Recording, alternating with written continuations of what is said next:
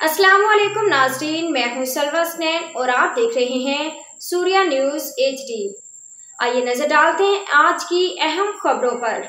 कराची वसीम कुरैशी सहाफ़ी वसीम कुरैशी के साहबजादे मोहम्मद असद अहमद वसीम गुज़श्ता दिनों शाहनौरानी से वापसी पर बस के हादसे में जहाँ बहक हो गए थे। उनकी नमाज जनाजा सेक्टर 5D न्यू कराची जामे मस्जिद राबिया सिद्दीकिया में अदा की गई, जबकि तदफीन न्यू कराची के कब्रिस्तान में की गई।